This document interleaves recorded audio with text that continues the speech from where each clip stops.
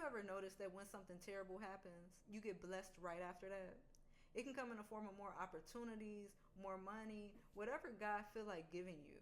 But this terrible thing that typically happens where you get blessed after that, it's somebody doing you dirty. Like somebody that you love and care about, that you have nothing but the best intentions for. And somehow, some way, the situation blew up. Now you don't even know how you got the short end of the stick and why they did you dirty in the first place. So you start asking God, why would I have to go through that? What was the reason? What was the purpose? Because I'm the type of person, I feel like people come into your life for a reason. Everybody. It's not that they're there to stay. It might be for a season, but I really be wanting to know why I'm going through something like that. And what I learned in my experiences is that sometimes God uses us to do him a favor. I sign up for that. I do whatever God want me to do for him. That's where my mind is, but I don't sign up to be hurt. So I never consider that to be it. But really, what we don't understand is that God will send us to plant a seed in another person. A lot of times, God is trying to convey a message to an individual, and they're not hearing him in different ways. They're just not receptive to that. So sometimes he will use somebody like me and you, put us in the person's life, so that way we could spend time with them and eventually uncover whatever it is that God was trying to convey to them. Like, we're going to start seeing something that's going to get to the point where we have to vocalize it and say it to them so they heard it.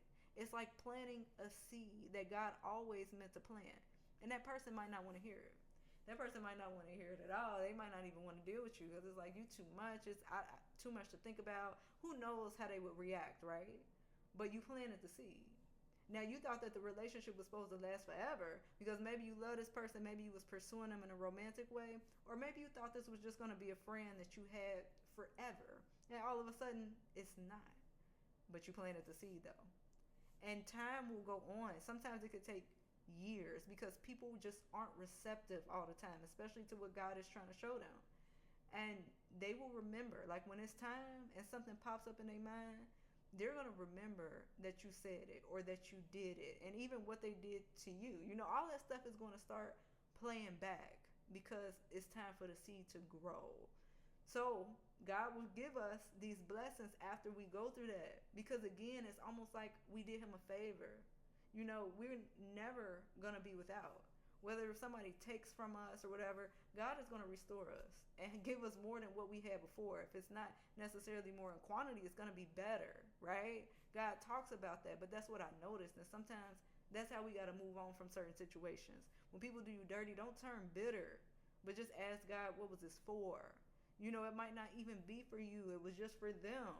And it's time for you to move on. But allow God to bless you in the new opportunities. Be open to those because God still has them, even if it doesn't include that person.